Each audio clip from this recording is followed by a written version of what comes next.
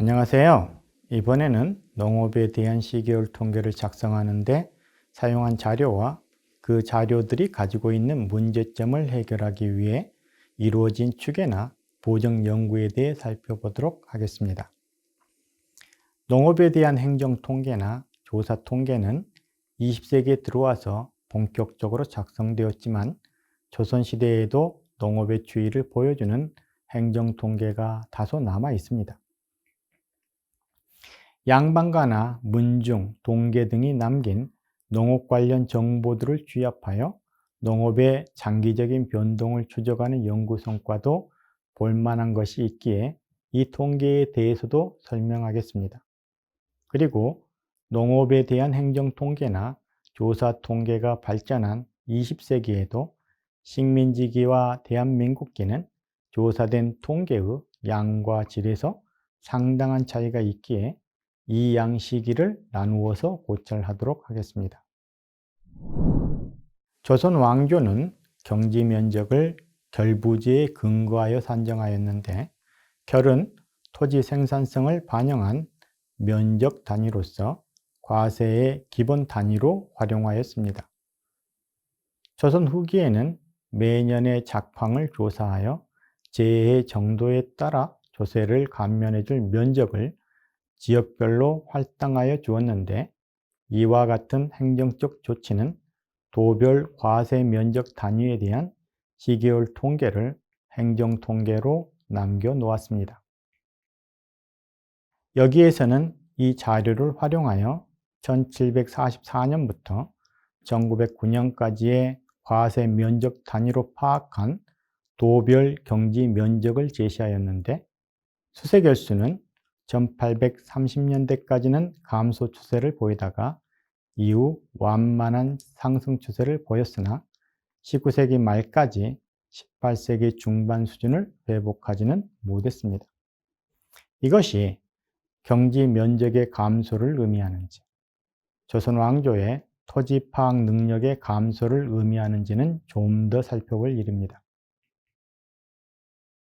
조선 후기의 양반들이 결성한 동계나 문중계 등은 자신이 소유한 토지를 작용하거나 소작을 주었는데 이로부터 수치한 벼 생산량이나 지대량에 대한 정보를 기록한 문건들이 상당히 발견되었습니다. 이영훈 교수는 이들 자료로부터 1660년부터 1947년간의 전국 36개 지역의 벼 생산량 또는 지대량의 시계열 자료를 작성한 바 있습니다. 조선 총독부는 1909년 주요 작물에 대한 통계조사, 즉 주요 작물의 생산량과 재배 면적에 대한 통계조사를 실시하였고 1910년대에 조사 대상 품목을 점차 확대하였습니다. 총독부의 통계조사 방법은 토지조사 사업을 거치면서 정확도가 향상된 것은 사실이지만 식민지 시기 농업통계는 대부분 동리장을 최말단 조사원으로 하는 행정계통을 이용한 행정조사여서 신뢰성에 대해 의문이 제기되어 있습니다. 다만 미국에 대해서는 예외적으로 1936년 표본지에 대한 실측 조사를 실시하였습니다. 이 통계들은 모두 조선총독부 통계연보에 수록되어 있으며 여기에서는 조선총독부 통계연보에 기초하여 시계열 통계를 작성하였습니다. 대한민국의 농업 시계열은 농림통계연보와 농가경제조사보고를 중심으로 작성하였습니다. 농림통계연보는 1952년부터 발간되었지만 1960년대 이후 조사 방법의 변화에 따른 시계열의 수정이 1955년부터 이루어졌기 때문에 본 통계에서는 1955년부터 시계열을 제시하였습니다. 농가경제조사의 연호는 1953년에 농림부와 한국은행이 합동으로 실시한 농촌실태조사로까지 거슬러 올라갑니다. 1954년에는 농림부가 농촌실태조사를 농가경제조사와 농산물 생산비 조사로 분리하여 실시하였으며 1962년에 통계법에 의한 지정통계가 되었습니다. 농가경제조사에서 파악할 수 있는 통계는 1962년부터 시계열을 작성하였습니다. 1943년부터 1954년간에 대해서는 별도의 추계 작업을 시도하지 않았습니다. 1952년판 농림통계연보에는 1937년부터 1951년간의 농업 생산량이 남북한으로 구분되어 실려 있으며 이후 1954년까지 시계열이 연장되어 있지만 이 통계치를 사용하지 않은 것은 이 계열을 이용하여 식민지기와 해방 이후 계열을 연결할 때 시계열이 연속되지 않는 문제가 발생하기 때문입니다. 농가경제조사는 농가경제의 실태를 조사함으로써 농업구조상의 재변화를 파악하고 농업경영 방법의 개선, 농촌 소비 수준의 측정, 페리티 지수의 산출 등의 재자료를 획득하여 농업정책 수립과 국민소득 추계를 위한 기초 자료를 제공하는 동시에 농업문제 연구에 실증적 기본 자료를 제공할 목적으로 실시되었습니다. 이를 위해 표본 설계에 의해 추출된 표본으로부터 구조화된 조사표에 입각하여 작성된 미시 자료입니다.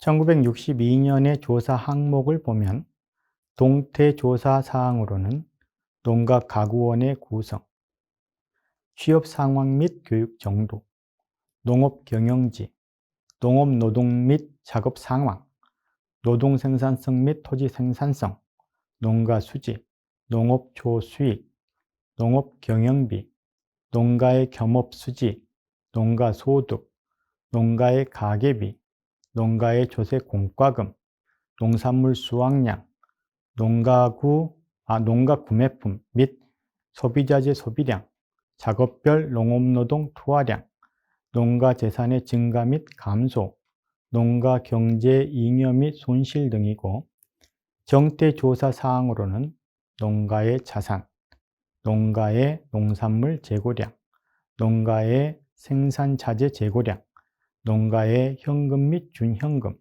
농가의 부채 등입니다. 농가경제조사는 정교한 방식으로 설계조사되었음에도 불구하고 전체 농가의 평균적인 표본이라고 보기 어려운 측면이 있습니다. 농가경제조사의 표집은 조사 목적을 반영한 층화된 농가를 대상으로 한 군집 표집 방식이어서 농가의 인구 구성을 정확히 반영한다고 보기 어렵습니다.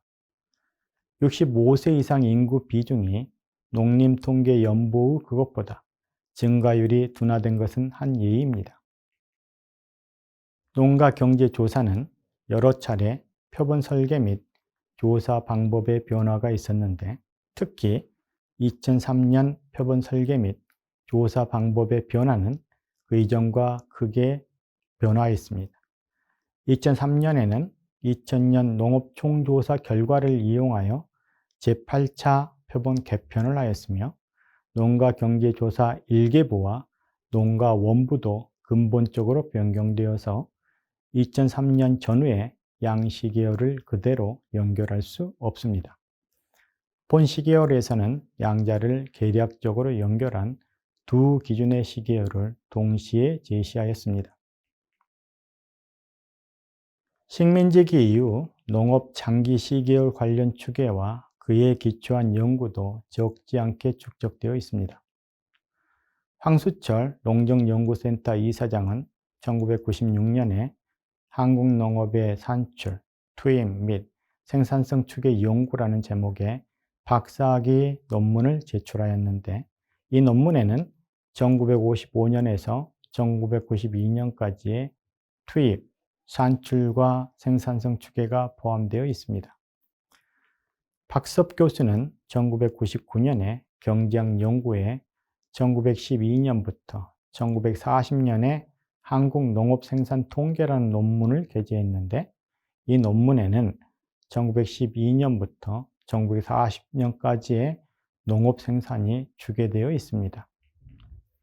박섭 교수는 2005년에 경제사학의 식민지기 한국농업의 신추계 및 기존 추계와의 비교 검토 1910년부터 1944년이라는 논문을 게재했는데, 이 논문은 앞서 언급한 1999년 논문의 추계를 개선하고 추계 기간도 1910년부터 1944년까지 연장하였습니다.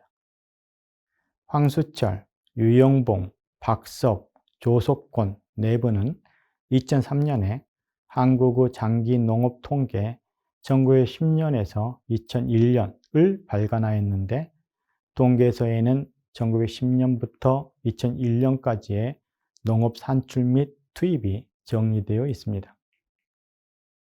황수철, 유리나 유영봉 세 분은 2014년에 농업 산출의 추계와 분석 1955년에서 2012년이라는 제목의 논문에서 농업 산출 추계를 2012년까지 확대하였으며, 유영봉 교수는 2015년에 한국농업 생산의 지역별 효율성 분석 1955년에서 2013년이라는 제목의 논문에서 농업 투입에 대해서도 2013년까지 확대된 추계를 통해 농업 생산의 효율성을 분석했습니다. 장기 시계열 작성 시 가장 큰 난점은 자료의 부재 또는 일부 결락이며, 자료가 있는 경우도 조사 방식의 변경에 따른 시계열의 연결 문제, 그리고 과대, 과소 추계의 문제로부터 발생하는 수치의 신뢰성 문제를 해결해야 합니다. 본 통계에서는 기본적으로 황수철, 유영봉, 박섭, 조석권 네 분이 2003년에 발간한 한국의 장기 농업 통계 1910년에서 2001년을 따르되 시계열을 2015년까지 확장하는 것을 택했습니다. 이제까지 조선시대 식민지기와 대한민국기로 나누어 농업에 대한 통계 조사에 대해 살펴보았습니다. 이 통계를 정리한 표는 5개 그룹으로 나누어 제시되었음은 앞서 이야기했습니다. 다음에는 이 통계들이 보여주는 한국의 장기 변화를 살펴보고자 합니다.